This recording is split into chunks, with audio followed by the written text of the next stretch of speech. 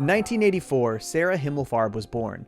Sometime before her acting career began, she changed her name to Sarah Lynn with the help of lawyer Sarah Lipschitz. In 1987, at the age of 3, Sarah Lynn was cast as Sabrina on situation comedy Horsin' Around. Cast alongside her was Joelle Clark as her older sister Olivia, Bradley Hitler Smith as her older brother Ethan, and of course BoJack Horseman as her adoptive father, the Horse. When the show began in 1987, Sarah Lynn was close with her castmates, as well as show creator Herb Kazaz. They had a genuine bond after shooting the pilot, and without a real father figure in her own life, Sarah Lynn looked up to her TV father, BoJack. Unfortunately, BoJack was not a great role model for Sarah Lynn, and even gave some problematic advice that she internalized for years. The most important thing is you gotta give the people what they want, even if it kills you, even if it empties you out until there's nothing left to empty. Nevertheless, Sarah Lynn truly looked up to BoJack and even wanted to spend time with him outside of work, and she was comfortable telling him her own hopes and dreams. I want to be an architect. From an early age, Sarah Lynn expressed her desires to go to college and become an architect, only to be shut down by her mother, who says that college is for ugly people who can't tap dance. Carol Himmelfarb pushed Sarah Lynn into stardom in the spotlight, apparently offering sexual favors in exchange for auditions and roles for her own daughter. Mommy didn't do what Mommy did to that Star Search producer so that you could be an architect. Despite wanting to learn and go to school for architecture, Sarah Lynn was forced into the Hollywood lifestyle, with Horsin' Around providing her with 9 years of steady sitcom work. Over this period of time, Sarah Lynn was homeschooled by her stepfather, a bear whose last name was Richardson, though we never learn his first name. On many occasions, Sarah Lynn expressed discomfort with her stepfather, who she described as a photographer. Through context clues, it is heavily implied that he sexually abused her. Can't you do this in Sarah Lynn's dressing room? My stepdad's in there and he's being weird. Why is that my problem? Sarah Lynn's character Sabrina was a fan favorite character on Horsin' Around. In the early 1990s, Horsin' Around creator Herb Kazaz was caught in a scandal and fired from the show he created. TV veteran Danny Bananas took his place as showrunner, and through his tenure, the show began to focus a lot more on Sabrina. This led to jealousy from co-star Joelle Clark, which hurt their relationship. Want to go to the mall this weekend? Don't you have any friends your own age from school? No, my mom's boyfriend homeschools me. He's a photographer. Because Sarah Lynn was homeschooled by her mother's boyfriend and soon-to-be husband, she didn't have many friends of her own age, so losing Joelle to jealousy was a major blow. At age 10, shortly into the Danny Bananas tenure of Horsin' Around, Sarah Lynn felt so uncomfortable around her stepfather that she asked Horsin' Around hairstylist Sharona if they could do hair and makeup in BoJack's dressing room instead. While in the dressing room, BoJack and Sharona got into a fight before leaving the room. When left alone, Sarah Lynn got her hands on an unlabeled water bottle full of vodka that BoJack had left on the counter. Sarah Lynn got drunk and had to be taken home from set that day. This led to Sharona being fired from the series. This was seemingly Sarah Lynn's first introduction to alcohol. Sarah Lynn also saw success outside of Horsin' Around. She headlined People magazine revealing that she had a talent for singing, and by age 11, she had her own clothing line. In 1996, Horsin' Around aired its series finale, in which the horse died of a broken heart because his kids didn't love him enough. A dark ending for the sitcom. But Sarah Lynn's success was only just beginning. In 2002, after turning 18, Sarah Lynn released her debut album, I Am Sarah Lynn, and hit single Prickly Muffin, which was named after the nickname the horse gave Sabrina on Horsin' Around. Why aren't you dressed for school, Prickly Muffin? Sarah Lynn drastically changed her image, as she no longer wanted to be seen as the innocent little girl from Horsin' Around anymore. As a pop sensation, Sarah Lynn skyrocketed to stardom. By 2004, at age 20, she was packing stadiums of fans to see her perform, and soon she was considered to be the biggest pop star in the world. By 2007, she had her own Kevin Klein fragrance, and that same year, she traveled the world on her Sexually Confident Virgin tour. The weight of this stardom weighed heavy, though. In December of 2007, after one of her stadium shows, Sarah Lynn was elated to hear that BoJack Horseman had come backstage to see her. She expressed to BoJack just how heavy that weight of the superstardom felt. I know I'm smiling right now, but the light inside me is dying. BoJack was one of Sarah Lynn's last bastions of hope that the people surrounding her weren't just using her for her fame and connections, that he might just be a true friend who wants to catch up. But those hopes were dashed when BoJack asked Sarah Lynn to guest star on his failing sitcom, The BoJack Horseman Show. This seemingly was the final push, sending Sarah Lynn off the deep end. Over the next 10 or so years, Sarah Lynn would form severe addictions to drugs and alcohol, as her follow-up albums flopped. At some point over this period, the substance abuse led to an incident where her heart stopped and was restarted by paramedics at Adam Levine's Halloween party. Shortly after that same party, she received a DUI and her license was taken away. Sometime in or before 2014, Sarah Lynn also began dating British actor Andrew Garfield. Sarah Lynn still maintained a friendship with Horsin' Around creator Herb Kazaz, who had been diagnosed with rectal cancer. In 2014, well into her addiction honeymoon phase, a dying Herb Kazaz took Sarah Lynn out to eat, where he would beg her to get sober, as well as make her promise to get his book published after he dies. Later in 2014, Sarah Lynn and Andrew Garfield ran into BoJack at IKEA, moments before Andrew publicly broke up with her. Sarah Lynn had a massive breakdown in the store, stabbing herself in the stomach with a rusty bayonet and taking a dump on a sofa. BoJack helped check Sarah Lynn into a rehabilitation center, but shortly after, Sarah Lynn checks herself out of rehab and goes to BoJack's house, seeking a place to stay. Who could that be? BoJack let Sarah Lynn stay with him and briefly acted like a father figure to Sarah Lynn for the first time since Horsin' Around. This arrangement did not turn out to be a healthy one, as BoJack ended up enabling Sarah Lynn's partying and substance abuse habits. BoJack decided to spend some one-on-one time with Sarah Lynn, having a fun day out in Santa Monica together, at the end of which BoJack gave Sarah Lynn his TV Guide Award. He always thought he'd give it to his own kids someday, and decided Sarah Lynn should be the one to have it. Sarah Lynn ended up selling the TV Guide Award for drug money, leading to this argument. I'm not your dad, and you're not my child. We're just a man and a lady living in a house together, and we're both adults, and we're both a little drunk.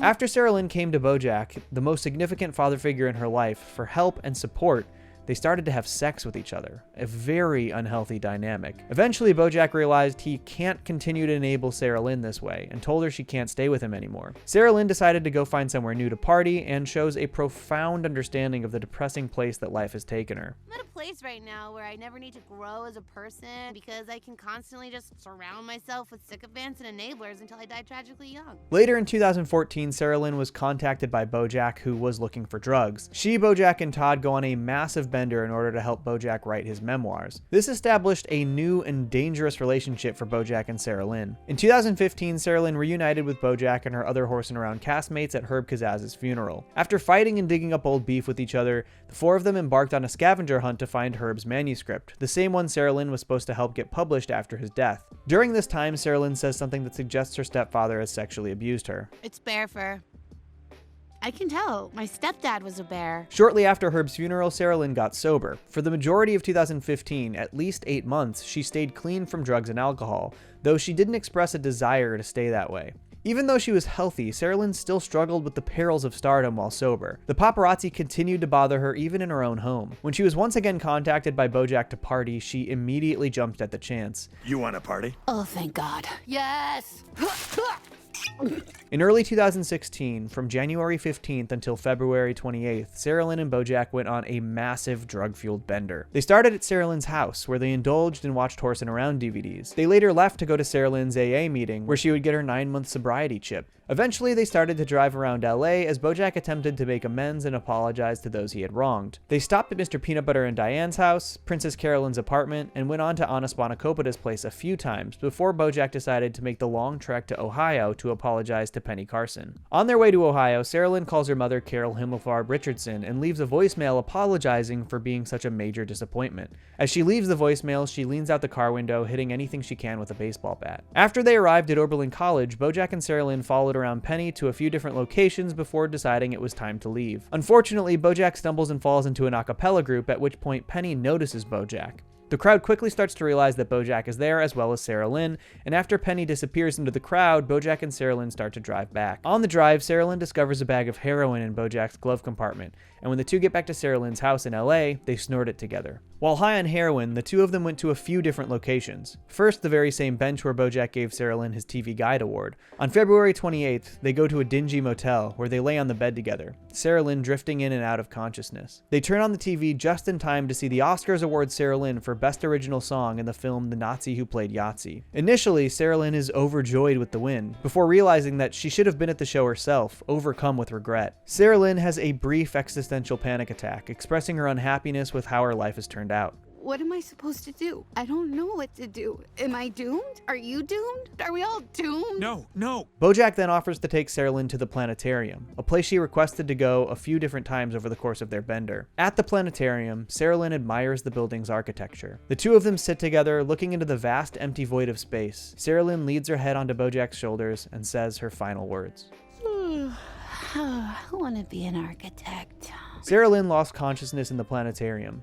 When BoJack realized that she was in trouble, he panicked. He waited 17 minutes before calling an ambulance to pick her up. BoJack met Sarah Lynn's mother and stepfather at the hospital, where Sarah Lynn was pronounced dead, on February 28, 2016, at 31 years old. Actress and pop star Sarah Lynn is dead at 31. Though Sarah Lynn was gone, her story didn't end here. The world mourned her death, and in 2019, Carol Himmelfarb Richardson contacted some reporters about her daughter's death, and using the voicemail Sarah Lynn left during their bender, the investigators tracked the clues back to BoJack, uncovering nearly everything that they had gone through together. In 2 televised interviews with Biscuits Braxby, BoJack reveals everything about his relationship with Sarah Lynn: the drug bender, the 17 minutes he waited, their sexual relationship, and this ultimately led to BoJack's public cancellation, effectively ending his career. The tragedy of Sarah Lynn is that she was never given a chance. At age 3, her mother forced her into a life as a child actor. She used her. Her stepfather sexually abused her. She was never given an opportunity to make any real friends, losing those she thought she had made in the process. She was shoved into superstardom at a delicate age, and then when Hollywood was done with her, she was ridiculed. The people who had a chance to help her failed her. She was never given the opportunity to be her own person. She never felt like she was allowed to be. And that is profoundly sad. That's Too Much Man is possibly the saddest and darkest episode in all of BoJack Horseman. The story deals with pain, addiction, unhealthy coping mechanisms, and most importantly, BoJack's failure as a friend and father figure to Sarah Lynn. After BoJack's Oscar nomination is vacated, he falls deeper and deeper into his own shame spiral, one that sends him on an ill-advised quest to make amends to the people he's wronged. But as BoJack's self-serving adventure goes deeper, his neglect for Sarah Lynn's insecurities, fears, and demons grow larger, until it's too late. Because there are some people you can't save.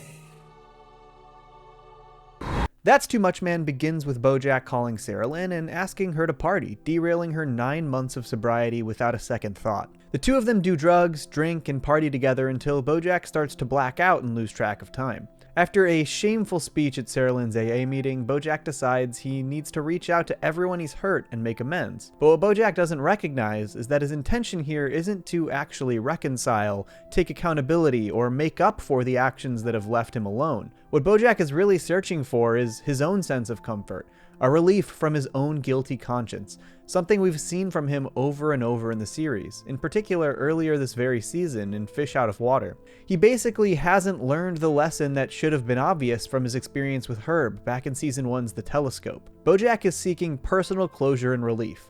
He isn't actually concerned with the things he's done to people. And this is showcased over and over in the ways that BoJack tries to make amends throughout That's Too Much Man. You just say you're sorry for the things you did and you get a clean slate. First, BoJack and Sarah Lynn go to make amends with Mr. Peanut Butter and Diane, who aren't home. BoJack breaks into their house and eats all of their food. When they're caught by Diane and Mr. Peanut Butter, he breaks Diane's wrist as they flee the house. A pretty bad job at making amends. When he tries to make amends with Todd, he literally apologizes to the wrong person, an actual child. To me, this represents the way that BoJack infantilizes Todd subconsciously. He sees Todd as a child and a leech on his success, when in reality, Todd has only ever been a good friend who's there for BoJack. But BoJack couldn't even be bothered to apologize to the real Todd. When he apologizes to Princess Carolyn, he just stands on his car and yells in the middle of the night. A truly rude action to all involved, especially PC. BoJack's concern is entirely his own conscience, not anybody else. And then there's BoJack's apology to Anna Spanakopita. Amends? For what? I don't know. Whatever it is that you think I did to make you disappear. BoJack goes back to her house 3 different times, and each time she recounts a sad and traumatic incident from her past to try and help BoJack understand his own shortcomings. But BoJack's bender blackouts keep interrupting the story. The fact that BoJack continues to go back to Anna and forces her to recount her own trauma over and over for his own peace of mind shows exactly what his priorities were. Because there are some people you can't save. Because those people will thrash and struggle and try to take you down with them. But even worse, BoJack couldn't see how Anna's story related to his own situation. What does it have to do with me? Maybe if he had, this episode could have ended differently.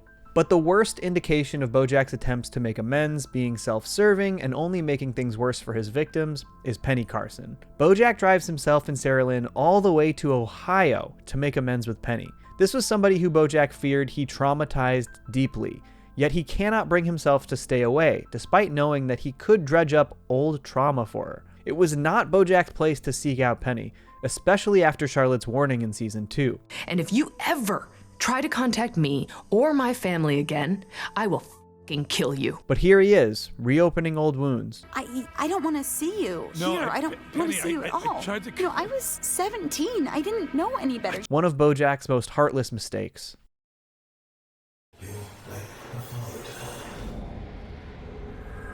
In the middle of the episode, we get a brief flashback to 2007. BoJack's TV series, The BoJack Horseman Show, is failing hard, and the creator, Cuddly Whiskers, asks BoJack if he'll ask Sarah Lynn to guest star on the show. At this point in the timeline, Sarah Lynn is the world's biggest pop star, and she could really help boost the ratings of their show.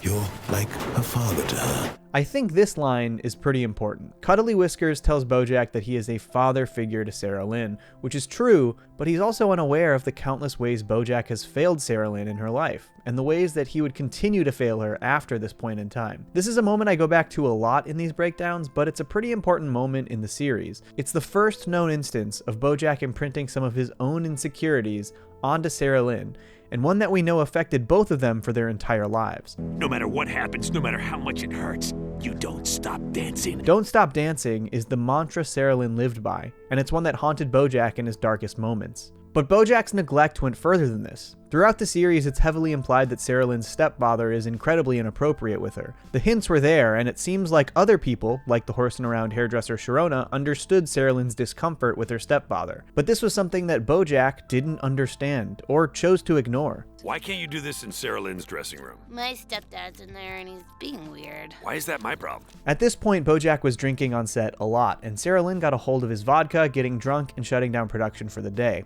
BoJack could have been there for his TV daughter, but instead he helped provide a path to substance abuse and dangerous coping mechanisms, something obviously repeated throughout That's Too Much Man. When Sarah Lynn was 30 years old, she was at one of her lowest points, and while BoJack may have set out with good intentions, giving her a place to stay, he ultimately took advantage of a vulnerable friend who looked to him for support. Towards the end of That's Too Much Man, BoJack talks to Sarah Lynn about how long they've known each other, and how they have this shared experience together being on Horse and Around. Nobody knows what we went through. Nobody who wasn't on that show. He goes on to vent about how he feels his friends have tried to capitalize on his success and turn it into their own gain, but that he and Sarah Lynn don't have that type of relationship. But you and me, we don't want anything from each other. This, of course, would prove to be BoJack's own delusions, his attempts to convince himself that he isn't like those people he resents. But as we would learn in the very next episode, BoJack did this very same thing to Sarah Lynn herself in 2007. When he goes to meet her at her concert, she is so excited to see him. BoJack?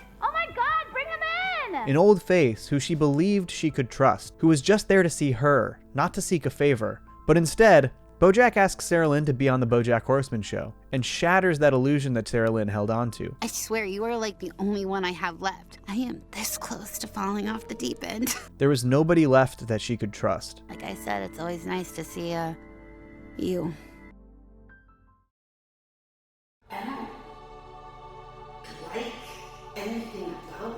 Throughout That's Too Much Man, BoJack not only showcases how little he actually cares about the ways he hurt his friends, but he actively shows that he doesn't actually care about Sarah Lynn's fears or insecurities. Every time Sarah Lynn starts to say something real, something personal that she wants to let out, BoJack ignores it, changes the subject, or goes on an unrelated tangent. You know, it's amazing that it's legal for kids to be actors. How is that not child labor? I didn't know what I was signing up for. I was 3. Here, she is venting about how she never even got to choose her own life path. She never had her own agency. She was forced to be on TV at 3 years old, and her entire life was dictated by this decision. But how does BoJack respond? This is getting me depressed. Let's do something fun. When they're at Oberlin, Sarah Lynn daydreams about going to college and continues to say that she wants to be an architect. But BoJack latches onto the wrong parts of the story and ignores what she's saying. This all comes to a head in the motel. Sarah Lynn just watched herself win an Oscar on television. She's temporarily elated before crashing back down to earth and realizing how little of this was what she wanted.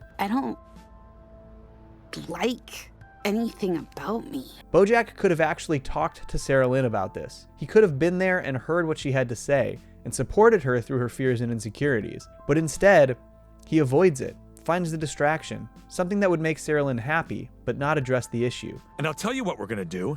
We're gonna go to the planetarium. Really? Sarah Lynn had been asking to go to the planetarium the entire episode, and BoJack didn't entertain the idea until it would help him avoid dealing with the real and raw emotional trauma that his friend was coping with. And unfortunately, this was the last thing the two of them would do together.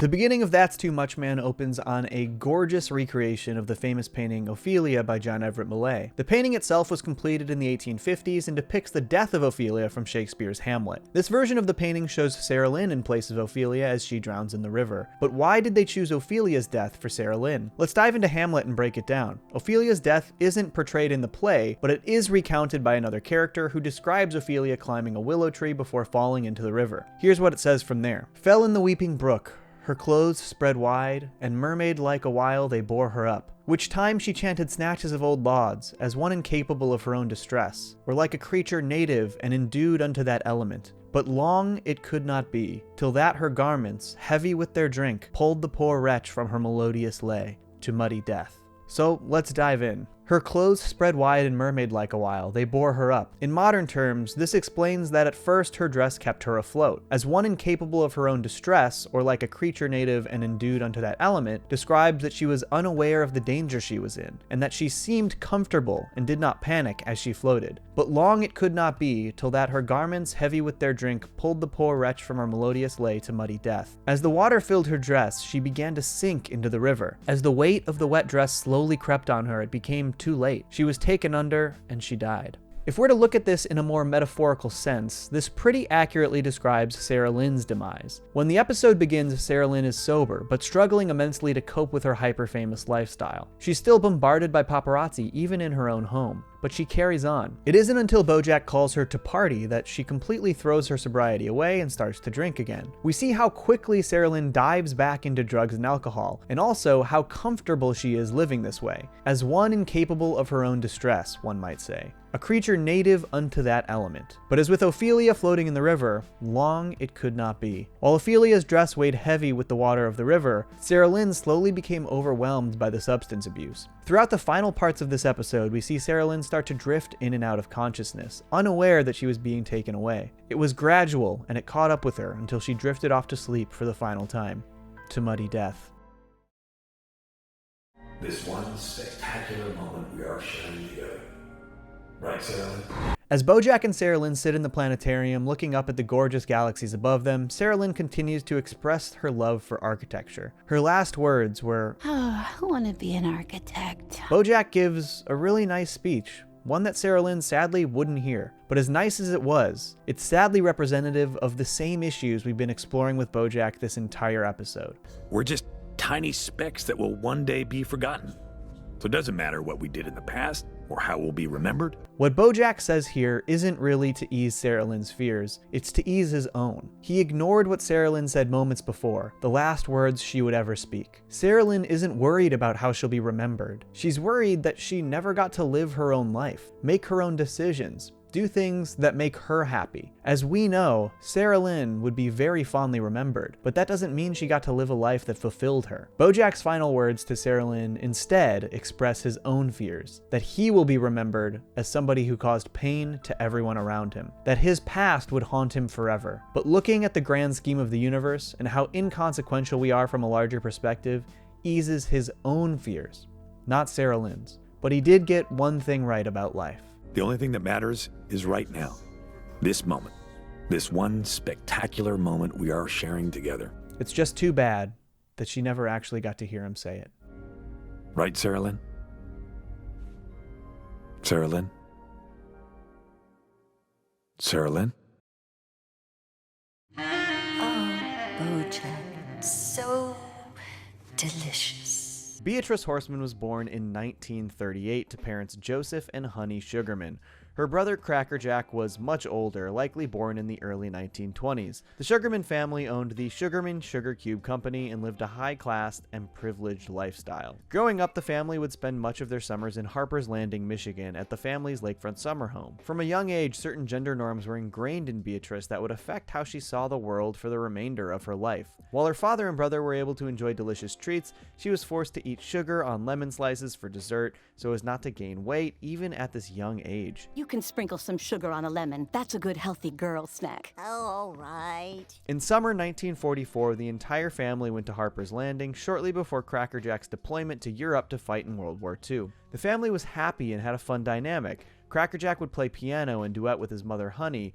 He seemed to have a strong connection to Beatrice as well. The family took their final full family portrait together in Harper's Landing that summer before leaving. Around the winter of 1944, shortly after being deployed to Europe, Crackerjack was shot and killed. In summer 1945, the family returned to Harper's Landing for the first summer without Crackerjack. The family was struggling to handle the loss of Crackerjack, but Honey got the worst of it. Joseph's discomfort with Honey's pain and grief was apparent, and he left the pair of them at the summer home. By August, America had declared the war over, and fireworks marked the celebrations in Harper's Landing. Honey decided that she and Beatrice needed to go out and celebrate, and they ended up at a restaurant in town. While there, Honey had a bit of a mental breakdown. She publicly sang her half of the duet she used to sing with Crackerjack, "I Will Always Think of You." After finishing singing, Honey continued her breakdown, chugging alcohol and accosting Crackerjack's friend Sal, as well as kissing him. Honey then forced poor Beatrice to drive the two of them home to the Sugarman Place, even though she was just a child who had never operated a car before. While driving, Honey smashed her foot down on the gas pedal, and the two of them crashed into a gas station, nearly killing them both. After returning home, Joseph showed intense anger towards Honey for allowing this to happen, as Honey begged Joseph to take her pain away. Shortly after this incident, Joseph had Honey lobotomized, effectively putting her in a zombified state for the remainder of her life. Beatrice was devastated. Beatrice, promise me you'll never love anyone as much as I loved Crackerjack.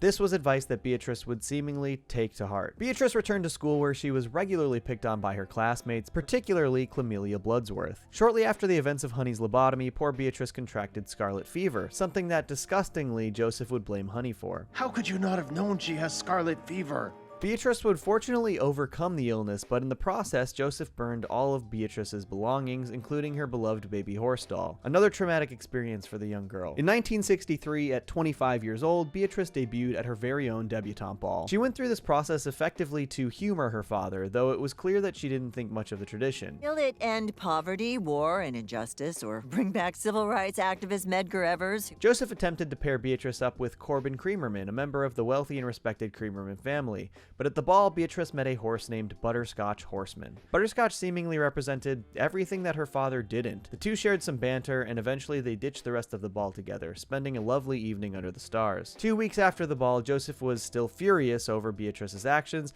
and forced her to make it up to Corbin by going out with him. While on a stroll through the park, Beatrice slowly started to realize that she actually had a lot in common with Corbin Creamerman, and she started to entertain the idea of actually being with him. Oh dear!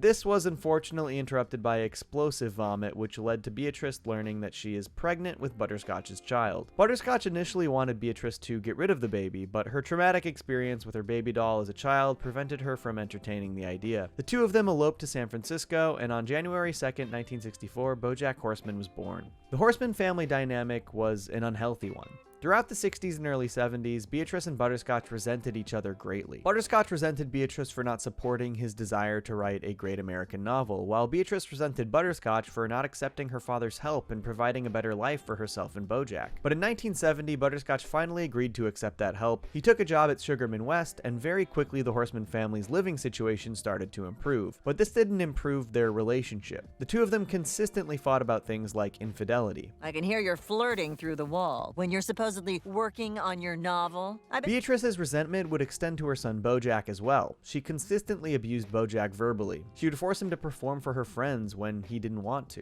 In 1972, BoJack tried one of Beatrice's cigarettes. Beatrice then forced BoJack to finish the entire cigarette and even berated him for coughing while smoking it. When she asked what she was punishing him for, Beatrice said this: "You for being alive." Beatrice and Butterscotch's fight over his infidelity would continue through their relationship. In 1973, they got into a particularly aggressive fight while BoJack watched Secretariat on the Dick Cavett show. After Butterscotch left, Beatrice sat down and said this to BoJack: "Up to be something great, to make up for all the damage you've done." "I will." Sometime in the mid to late 70s, Beatrice saw the Henrik Ibsen play A Doll's House, which sent her into a bit of an existential crisis, forcing Butterscotch to pick up BoJack from soccer practice. Beatrice remained cruel to BoJack through his teenage years. When he joined the football team, she told him he would just embarrass himself. In the mid-80s, Beatrice's son BoJack left home to pursue a comedy career in Los Angeles, and in 1987, he landed the lead role on situation comedy Horsin' Around. In 1988, Beatrice attended one episode taping of Horsin' Around, but she wasn't impressed and continued to throw intense shade at her son despite his success, ridiculing his work. She also said something particularly haunting to BoJack. I hope you die before I do, so you never have to know what it's like to lose a mother. Obviously, her mother's lobotomy continued to loom over Beatrice even in 1988. Her relationship with her son BoJack remained strained for years. In 1999, after Beatrice's father Joseph passed away, Beatrice brought BoJack a painting of Joseph's. Even 3 years after Horsin' Around ended, Beatrice would criticize the show's worth in front of her son. I never understood the appeal. It's just a bunch of silly stories. Some people like silly stories. In 1999, Butterscotch had an affair with the Horseman's young housekeeper Henrietta Platchkey, impregnating her in the process. In one of his lowest moments, Butterscotch begged Beatrice to help him through the situation, and despite her resentment, she does. Beatrice gave Henrietta an ultimatum. She offered to pay for Henrietta's nursing school tuition, but only if she gave up the baby for adoption. On September 24, 2000, Henrietta gave birth to a baby horse. Beatrice held her hand the entire time, but as soon as the baby was born, Beatrice took the child away, never giving her a chance to see it, despite her cries. In 2009, Butterscotch Horseman passed away after slipping and hitting his head on a rock in the middle of a duel. Beatrice and BoJack attended the funeral together, and even here, Beatrice chose to chastise BoJack's career on Horsin' Around. Beatrice gave the eulogy at his funeral, claiming, "My husband is dead, and everything is worse now." Unfortunately for Beatrice, Butterscotch had squandered away much of her family inheritance, forcing Beatrice to sell her house and her jewelry. Shortly after, BoJack put her up in Walnut Springs Nursing Home in Santa Barbara. In 2015, Beatrice reached out to BoJack after reading his autobiography, One Trick Pony. She expressed regret that he sees her as a monster and sort of apologizes, but not in any meaningful way. She tells BoJack that he was born broken and leaves him with these parting words. "You're BoJack Horseman. There's no cure for that." In 2017, Henrietta's daughter Hollyhock discovered BoJack in search of her biological mother. She thinks that BoJack might be her father, not realizing that he is actually her half-brother. While living with BoJack, the two of them visit Beatrice in Walnut Springs Nursing Home and spend some quality time with her, though Beatrice has begun to suffer from dementia at this point. The two start visiting every week, though Beatrice seemingly cannot recognize BoJack. Beatrice continued to be critical of BoJack and Hollyhock even in her old age. You could be thin too. Just go easy on the sweets, and when you go somewhere, don't walk, gallop. In an attempt to get her to recognize him through her dementia, BoJack acts out an episode of Horsin' Around, but this deeply disturbs Beatrice. In her upset state, she pushed over another patient and is subsequently expelled from the nursing home, forcing her to move in with BoJack. While at BoJack's, Hollyhock gets Beatrice a baby doll that is very reminiscent of the one she had as a child. Beatrice became very fixated on the doll, taking care of it like a real baby. In a selfish act, BoJack threw Beatrice's baby doll over his balcony, deeply upsetting Beatrice once again, and given her past trauma with their baby horse doll, this is pretty understandable. While at BoJack's, Beatrice is very taken with Hollyhock and continued to make her coffee every single morning. Beatrice, this coffee is amazing. Unbeknownst to Hollyhock, Beatrice had been spiking the coffee with Chub B Gone, a weight loss supplement that utilizes amphetamines, similar to what she would take most of her life, and clearly a result of those dated gender norms instilled in her by her parents as a child. One day, Hollyhock collapsed in the bathroom and then is taken to the hospital, revealing that she had overdosed on amphetamines. When BoJack realized that Beatrice had been spiking Hollyhock's coffee, he furiously took her to a new nursing home, determined to get her out of his life once and for all. As BoJack walked away from Beatrice, she finally recognized him. BoJack? Mom? BoJack tells Beatrice a story, painting her a picture of somewhere much nicer than the nursing home. He told her she was eating vanilla ice cream. So delicious. In October 2018, Beatrice Horseman died in the hospital. BoJack stayed with her in her final moments as she screamed and cried her way into the afterlife. Her final words were, "I see you," though it isn't clear if she was telling BoJack that she saw him or if she was asking for the intensive care unit.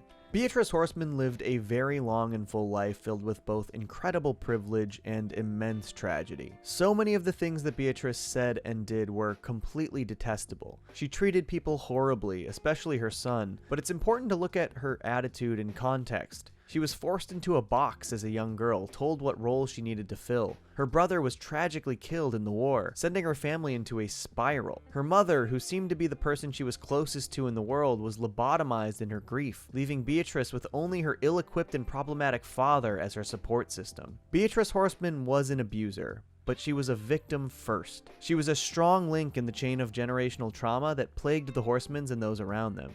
It's natural to feel disdain or even hatred towards Beatrice, but knowing her entire story, it's also easy to feel empathy. She experienced things that are hard to even comprehend. It's no wonder that that sweet little Sugarman didn't stay so sweet. The Old Sugarman Place is a heartbreaking stop in BoJack Horseman's journey, and it's also my favorite episode of the series. This story comes on the heels of Sarah Lynn's untimely death, at a point where the audience and BoJack are both grieving, and fittingly, grief is what's explored so thoroughly in this episode. Primarily through the eyes of BoJack, Honey Sugarman, and Eddie the Dragonfly, we take an in-depth look at the many ways death and grief can break us, and the way that improperly dealing with that grief can have major long-term effects on us and those we love.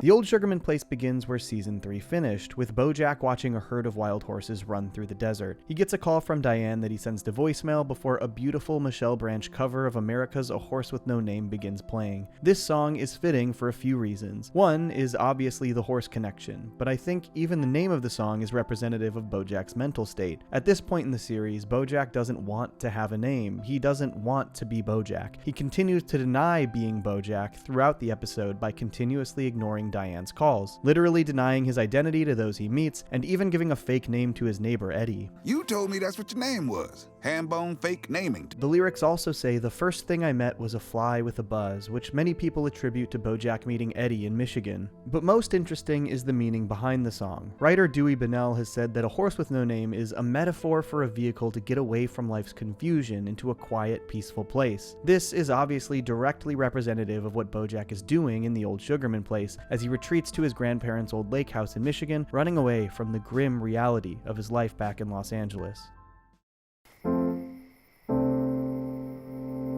One of the most brilliant things about this episode is that its two storylines actually take place around 70 years apart. In 1944, BoJack's mother, uncle, and grandparents spend their summer vacation at the lake house in Harper's Landing. In 2016, BoJack arrives at the same lake house, mourning the death of Sarah Lynn. The episode brilliantly showcases these two storylines simultaneously as they share a location, and we get some vital context for some of the traumas that plagued BoJack's family for generations. Despite Joseph Sugarman being incredibly problematic, the Sugarmans are an incredibly happy family. They laugh together. Honey and Cracker Jack duet "I Will Always Think of You." Honey is so lively and upbeat. Look at me, I'm a marching arrow. Of course, there are a couple pieces of haunting foreshadowing in this scene as well, alluding to Honey's ultimate fate at the end of the episode. First is that Joseph cuts off Honey and Cracker Jack's duet, citing that time's arrow doesn't stand still or reverse, it marches forward. The song's lyrics are specifically about remembering the times that have passed and cherishing the memories of those you love. Joseph cuts off this sentiment at the piano, just like he literally cuts off Honey's ability to cherish the memories of those she's lost later in the episode. Honey was never given any real opportunity to deal with her pain and trauma, and of course there's this even scarier piece of foreshadowing right here. But I've got half a mind to kiss you with that smart mouth. Well, that half you can keep. Back in 2016, we see that BoJack is attempting to fix up parts of the Sugarman Lake house, but he's only tackling small aspects of the house's dilapidated state. Every time he fixes one small thing, something else collapses and breaks even further. This is representative of how BoJack is coping with his own grief. The truth is that foundationally, BoJack is broken, just like the Old Sugarman Place. But BoJack has neither the tools nor knowledge of how to fix that foundation. The little tasks BoJack gives himself are small distractions from the larger issues, and none of them solve the real problems at hand. BoJack spends months living in the dilapidated home before attempting to properly fix up the place. In a brilliantly blocked scene, we see BoJack forcing himself to watch the miniseries about Sarah Lynn's death, while in the background we see the echoes of his family mourn the death of Cracker Jack. Honey, Joseph, and Beatrice return to the lake house to find Cracker Jack's childhood blankie as Honey laments the loss of her son. The dialogue in the Sarah Lynn miniseries perfectly parallels the dialogue between Joseph and Honey. In the miniseries, BoJack says, "She's dead," as Joseph says, "He's gone." Honey says, "Oh, Joseph, I failed him," as BoJack says, "Oh, Doc, I let her down." The doctor says, "This was bound to happen, that's just show business," as Joseph says, "That's just war, honey." It is a heartbreaking parallel. This is when we really get to know Eddie, the Sugarman's neighbor in Harper's Landing. He continues to fix BoJack's door despite BoJack stubbornly breaking it back off again, and he frustratedly asks BoJack this question when he sees the state of the Sugarman Place. Do you even know how to... anything? This obviously is in reference to how worn down the house is, but also applies to BoJack's inability to cope with his own grief. Ironically, something that Eddie struggles with as well. BoJack agrees to let Eddie help him, and the two spend the winter and spring fixing up the house. In their time spent together, we get a little bit of insight into Eddie. I don't fly. We also get more insight into Joseph Sugarman's toxic nature and his inability to help his wife through the grieving process. As a modern American man, I am woefully unprepared to manage a woman's emotions. I was never taught, and I will not learn. This tragically leaves Beatrice to try and pick up the pieces, something she's hardly equipped to do at age 7. And through all of this, Beatrice herself is never truly able to grieve. She lost her big brother, too. With her family woefully incapable of being a pillar of strength in her life, and her mother incapacitated by grief herself, Beatrice tries her best to remain strong through these events. This must have been truly traumatic. After Eddie and BoJack finish the house, BoJack isn't quite ready to move on. He finds one last thing for them to fix, the missing weather vane from atop the house. This is when we get more insight into Eddie's life. He recognizes the weather vane and retreats to watch a videotape of his own anniversary. We see that his wife Lorraine's belongings are still strewn about the room as though she still lives there, an indication of his inability to move on. We also see that when he was with Lorraine, he did fly. BoJack picks up on this. The two go to retrieve the weather vane after this. Next, we see Honey and Beatrice watching the fireworks that mark the end of World War II, and the two decide to go into town and celebrate, ending up in the same location where BoJack and Eddie are trying to heist the weather vane. The next sequence is my favorite in all of BoJack Horseman. Across time, Eddie and Honey duet I Will Always Think of You. The song is beautiful and tragic, and the lyrics paint a picture of loss and grief that applies directly to both Honey and Eddie. Some of these lyrics include I will always think of you, I see your face when each day is through and days go past, but memories, they last. Trying to restart, but thoughts of you haunt my heart. I don't want to be alone now, just biding my time. I need somebody dearly, and darling, you'd be sublime. It is clear how much pain and grief the two of them are in, and it really illustrates how difficult it is for them to move on. I'll take flight. Maybe tomorrow, not tonight. They want to move on. They want to move past their grief, but they can't. Maybe tomorrow, not tonight. One of the most interesting things about this sequence is that while the two of them are singing this duet across time, in their own time, they're just singing alone. You can particularly tell in 1945 that the folks listening to Honey are a bit concerned, including Beatrice. For long stretches of the song, she would be harmonizing without any actual accompaniment, or even a piano. This, of course, leads to Honey going a bit off of the deep end, drinking quickly, kissing Cracker Jack's friend Sal, crying out in pain. Instead of driving home drunk, Honey asks Beatrice to drive them home at only age 7, resulting in the two of them crashing into a gas station, another traumatic event for Beatrice's childhood. Eddie and BoJack escape with the weather vane and bond for a moment as they place it on the house. BoJack then jumps off the house in an attempt to make Eddie fly, thinking he's helping Eddie overcome the trauma. We learn that Eddie's refusal to fly stems from the fact that his wife was killed by an airplane engine, and that it was his fault. He insisted they fly higher despite her protests and she was killed. He blames himself. The two of them plummet into the lake and BoJack chooses to save Eddie, who wails in agony, claiming he doesn't want to live anymore. BoJack walks away shaken and proceeds to call Diane. And it doesn't take long for BoJack to start feeling like his old self. Oh my god, let me guess. The web series is about how funny he and his friends are, just like hanging out. Back in 1945, Honey's careless actions infuriate Joseph, and Honey begs him to take her pain away. Like Eddie, she agonizes over the pain that won't subside. She doesn't know how to overcome her grief. Through Joseph's anger and Beatrice's helpless defense of her mother, Honey admits she doesn't know how to be better, but she wants to be. And tragically, Joseph has a solution. The end of the episode reveals that BoJack is ready to head back to Los Angeles after about 8 months in Harper's Landing. But that's not the only reveal. We of course learn the tragic outcome of Honey Sugarman's plea for relief. She has been lobotomized. Incapable of dealing with emotion, Joseph opted for brain damage, a truly devastating end. Beatrice meets her new mother, and we see that BoJack is ready to tear down the Old Sugarman Place. He's done living in the past and ready to move on. But what does this mean for BoJack? What was the point of this exercise in pain, grief, and tragedy? Well, let's explore that grief in depth. As I mentioned earlier, the Old Sugarman Place is framed around the various ways these characters grieve after major deaths in their lives. BoJack loses Sarah Lynn, Honey loses Cracker Jack, Eddie loses Lorraine. All of them move through the different stages of grief at their own pace. You may have heard of the 5 stages of grief, but we're going to look at an updated model that features 7 stages. Obviously, the stages of grief aren't a rule, but I think they're a useful tool for us to explore these characters. Stage 1 is shock and denial. Stage 2 is pain and guilt. Stage 3 is anger and bargaining. Stage 4 is depression. Stage 5 is the upward turn. Stage 6 is reconstruction and working through, and the final stage is acceptance and hope. When the episode begins, BoJack seems to be moving through the first couple of stages. His travel across the country comes across as numb, in a state of disbelief. He seems to be introspective, and knowing what we learned in season 6, that BoJack waited 17 minutes before calling the ambulance when Sarah Lynn overdosed, he was likely feeling intense pain and guilt for what he did. We don't see much in terms of bargaining from BoJack, but shortly after he arrives in Harper's Landing, landing, we do see anger. He lashes out at his neighbor Eddie, who's only trying to help him. Hey, what's your name? Eddie! Eddie?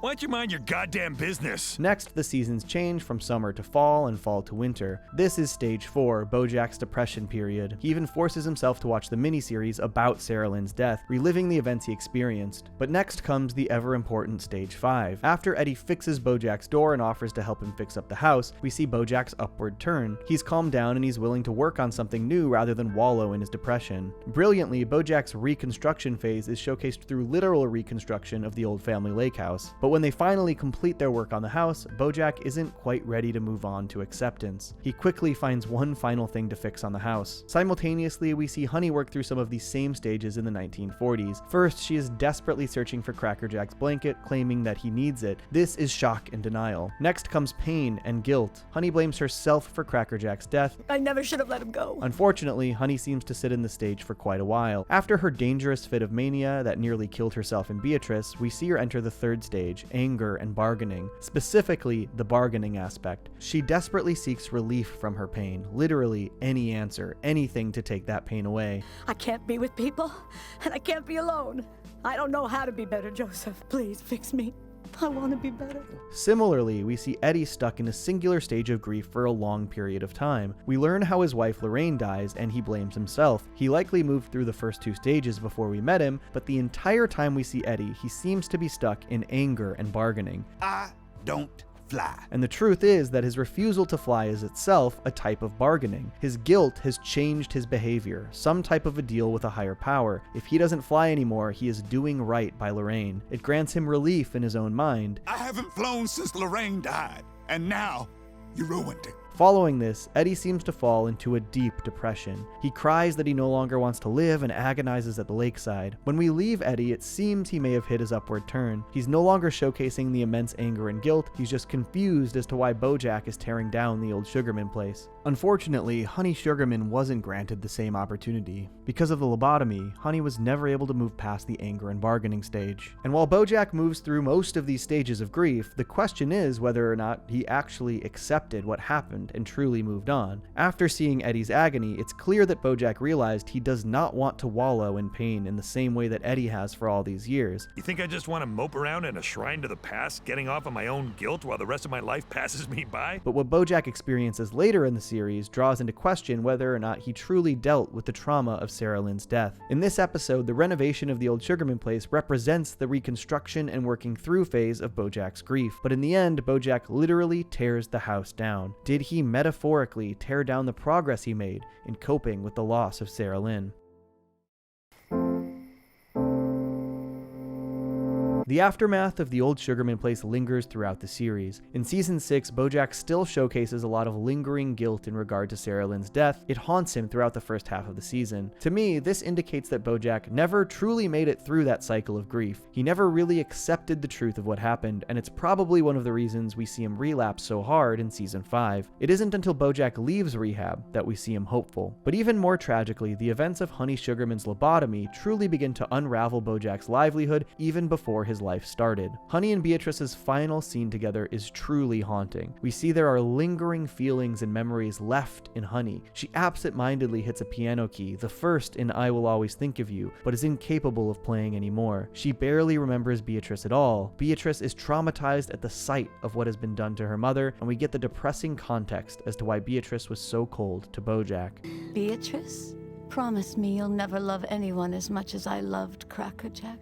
Absolutely devastating. The cycles of abuse and toxicity in BoJack's family run deep. Beatrice internalized this so deeply that BoJack never felt even an ounce of love from his mother his entire life. Instead, she chastised him, only giving him attention when he would perform the Lollipop song. That type of attention from his mother led BoJack to seek it other places through comedy. He became a jester, which led to his stand-up career. His stand-up career led to Horsin' Around, where he met Sarah Lynn. He pushed that same craving for attention from an audience onto Sarah Lynn when she was a child, and she also internalized it. She She didn't stop dancing her whole career, even though she truly wanted to be an architect. And the pain and pressure of being a superstar for her entire life led to terrible coping mechanisms just like BoJack, and they enabled each other until it was too late. The Old Sugarman Place is about properly dealing with grief, but it's also about cycles of abuse. If Joseph Sugarman hadn't been so inept, so unequipped to help Honey deal with the pain and grief of the loss of her son, would anyone's life have turned out this way? Well, there's also the truth that there's a good chance BoJack never would have been born if things had gone differently. But there's also the chance that Beatrice wouldn't have perpetuated these same cycles of abuse. She would have grown up with a mother who loved her instead of a mindless husk and a demanding, unempathetic father. Actions have consequences, and sometimes those consequences outlive us all. Why, I have half a mind.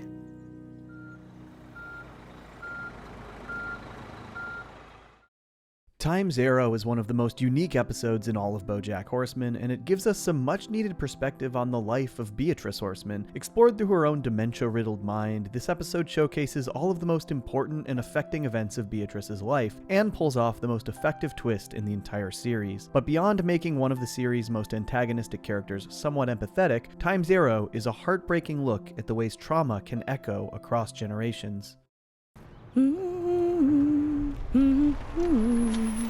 As I mentioned, this episode is explored through Beatrice's dementia, which is an incredibly creative framing device. The events of Beatrice's life occur out of order, and scenes often cut back and forth through time. One moment Beatrice is at her debutante ball, the next she's back at home getting ready. Sometimes the reality of the present with her son BoJack sneaks into these memories. Other times we're seeing Beatrice's battle with scarlet fever as a child. The important pieces of these memories come through clearly, while the less important details are sometimes not present at all. Nearly every non-important or background character is literally faceless. Some details are altered or changed based on our perception of those things at the time, like this opening sequence from Beatrice's childhood. The ladder to the slide that Beatrice climbs appears unbelievably tall, with dangerous crooks in the bars. This must have been how the ladder felt to Beatrice at this age, and so her reeling mind is adjusting her own memories to the reality of those emotions and fears. But while this is an incredibly interesting way to tell the story, it technically makes Beatrice an unreliable narrator. We can't be certain what she remembers is truly accurate, because her recollection cannot be fully trusted. And while I think they do seem to mostly tell an accurate story, the important thing about these moments, even if they are altered or exaggerated in Beatrice's mind, is that this is how she herself feels about these moments. This is how they've affected her, and it's how they've shaped Beatrice as a person and her worldview. So while we can't be 100% confident that these events necessarily played out exactly this way or not, we can be sure that Beatrice remembers them this way, and that can tell us a lot about Beatrice herself.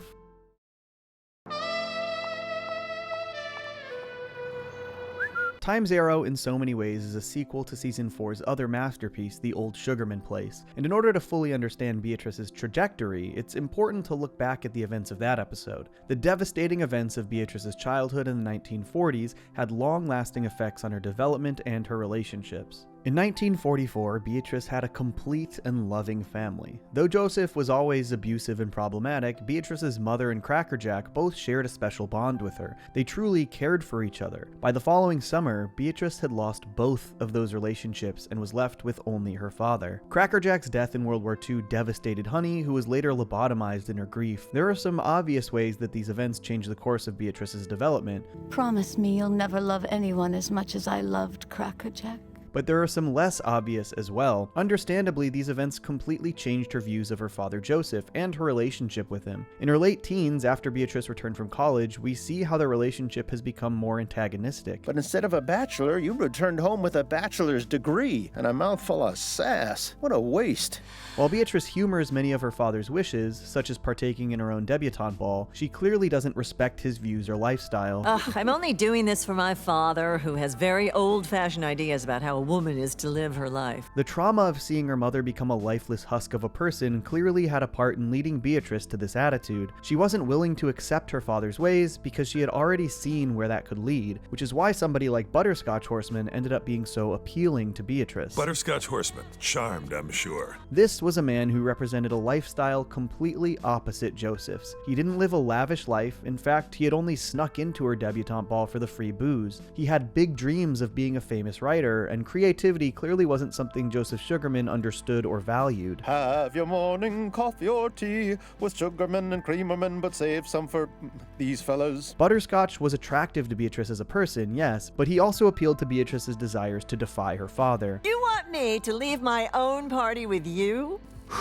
Yeah, but I suppose Daddy wouldn't like that, would he? Which led to the two spending the night together. Beatrice's disappearance from her debutante ball of course only angered Joseph further, who demanded that Beatrice give her well-to-do suitor Corbin Creamerman one more chance. This is an important event that changes Beatrice's perspective a bit more. I got ideas too, and I feel I never get to be anything other than what he expects me to be. Previously, Creamerman represented her father's lifestyle, and therefore Corbin would have felt like a surrogate of her own father to Beatrice. She falsely expected anyone Joseph wanted her to be with to be an extension of his own beliefs. But when she actually got to know Corbin a bit more, she realized that he experienced a lot of the same insecurities that she did, and this was attractive to Beatrice. Of course, at this point, it was just barely too late. It occurs to me that perhaps you and I aren't so... Oh, dear!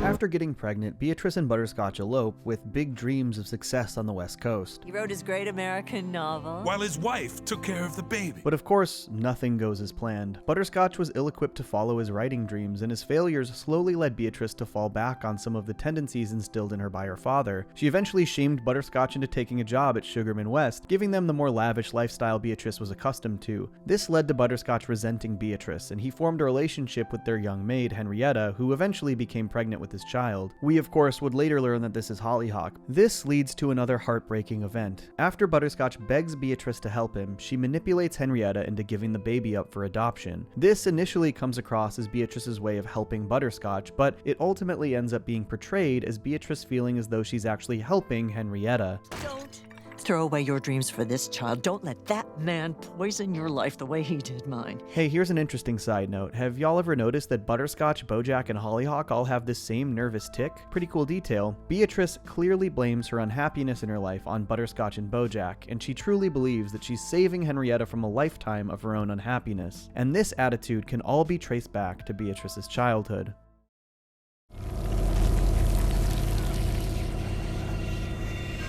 The final sequence of the flashback is beautifully haunting, and it all goes back to the moment that the last of Beatrice's innocence was taken from her. Obviously, the events surrounding Crackerjack's death and Honey's lobotomy played a major role, but following these events, Beatrice gets scarlet fever. In the Old Sugarman Place, we see three things bring Beatrice comfort: Crackerjack, Honey, and her horse baby doll. Two of these three things are taken from her in the events of that episode, and in this one, the final is burned in front of her. This is obviously a play on the old story of the Velveteen Rabbit, but in Beatrice's case, the lack of empathy from her father in an incredibly trying period of her life was truly traumatic. Later in life, when Beatrice is confronted with the idea of aborting BoJack, she flashes back to the shot of her burning baby doll and decides that she can't do it. Essentially, this childhood trauma is what led Beatrice into the life that she would later come to regret, and it's why this final sequence is so impressive. Each of the three events showcased on screen represent three different eras of Beatrice's life, and each event can be followed directly into the decision made in the subsequent event. Beatrice's baby doll is taken and burned in front of her. This trauma leads to Beatrice feeling the need to keep BoJack, which in turn leads to her overwhelming resentment of her life with her husband and son, and her forcing of Henrietta into rejecting the life that Beatrice herself had, thus giving Hollyhock up for adoption. And this is just one example of the many ways generational trauma trickled down from Joseph all the way to the characters we know and love in BoJack Horseman.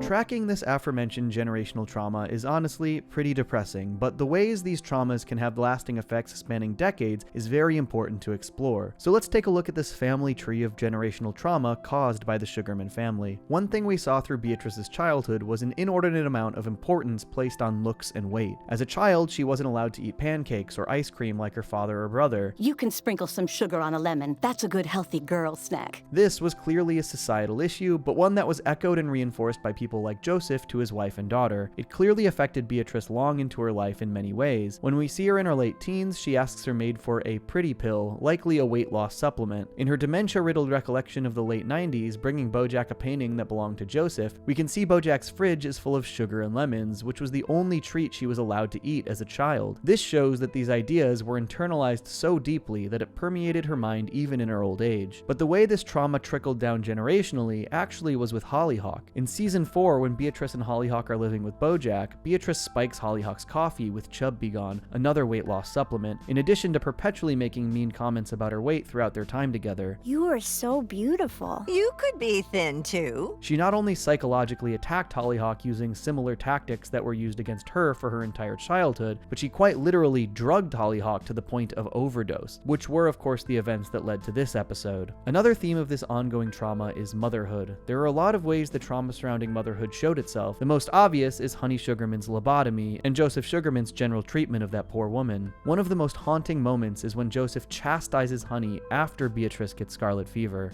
Joseph tells Honey she is continually failing at keeping her children alive, which is horrible for many reasons, but it even implies that it was Honey's fault that Crackerjack died in the war, an insane accusation. It's also truly infuriating that he blames anything on Honey after he literally lobotomized her. But Joseph's actions left Beatrice motherless for the vast majority of her childhood, and it also led to Honey giving Beatrice this horrifying piece of advice. Promise me you'll never love anyone as much as I loved Crackerjack. Which led to her general disdain for BoJack for his entire life, which led him to seek out that validation elsewhere, like in comedy and performing. But Beatrice also pushed that disdain for her own motherhood onto poor Henrietta, and in turn, Hollyhock. She cornered Henrietta into a situation where she was forced to give up her own child. Beatrice acted like she was doing this as a kindness, but it's clear that this was a manifestation of her own traumas continuing to affect her decision-making deep into her life. And while Hollyhock was ultimately raised by 8 great fathers, she still sought out her mother in her late teens, and based on the fact that Henrietta had also sought out Hollyhock, it was clear that she was never at peace with the arrangement that Beatrice forced her into. In addition to Beatrice's general disdain for BoJack, she instilled in him an unhealthy need to perform. Nobody gives a damn what you feel. You've got an audience out there, and they want to hear you sing. This was passed down from Beatrice to BoJack, and then from BoJack to Sarah Lynn. You don't stop dancing, and you don't stop smiling, and you give those people what they want. The reaches of generational trauma extend even beyond family sometimes, to the other people we're close with.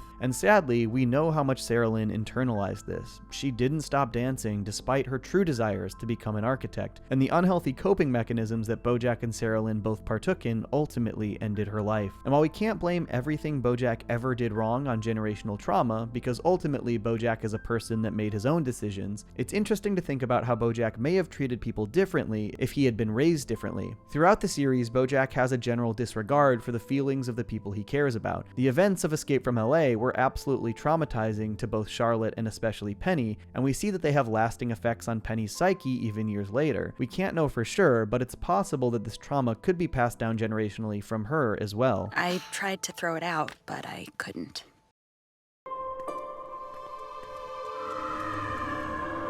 In the end, there is truth to the phrase repeated by Joseph and Beatrice. Time's arrow neither stands still nor reverses, it simply marches forward. Time doesn't stop for any of us, no matter what kind of trauma or adversity we face, no matter how much we might want to go back. Beatrice marched forward her entire life, enduring trauma after trauma, and then inflicting some of her own, and the only way that Time's arrow was halted was through her own dementia. And despite the justified anger that BoJack feels towards Beatrice as he leaves her at this nursing home, he decides to help her reverse Time's arrow one final time. Can you taste the ice cream, Mom? Oh, BoJack, it's so delicious. This would be the last time we see Beatrice Horseman alive in the series. One of the most incredible things about her story is that it makes the audience understand and empathize with even the most detestable of characters. Her story is absolutely tragic. It doesn't justify her vitriolic and toxic attitude throughout the show, but it makes us understand it, and it also just makes the story even more tragic. But I think it represents a larger lesson that we can all appreciate, and one that the show really hammers home in its final few seasons. People are shaped by the events in their lives. The traumatic events in Beatrice's life were not her fault, but they shaped who she would become. While we can detest who and what she stands for, it's important to recognize the complexities and nuances of life itself, and Beatrice led one of the most complicated lives of all. Why, I have half a mind. You don't want to end up like your mother now, do you? Better be worth all this. Sing the lollipop song. No matter how much it hurts, you don't stop dancing. This is for your own good. Please come back. I need to hold her. This close to falling off the deep Go end. to bed, Penny. Everybody loves you, I don't but nobody likes you. like anything about you. I want to be an architect. You could be thin, too. It goes away, Your right? sickness has infected everything. The hard part is over. Wait. Johnny! I stay mellow watching Johnny Two Cellos. He talks cartoons, he's a really cool fellow. He keeps you posted on adult cartoons. If that's what you're into, then grab a spoon and a very big bowl of your favorite cereal. Feels like Saturday morning cartoon material. Johnny Two Cellos, watch him on YouTube. Now enjoy this groove and bust a move.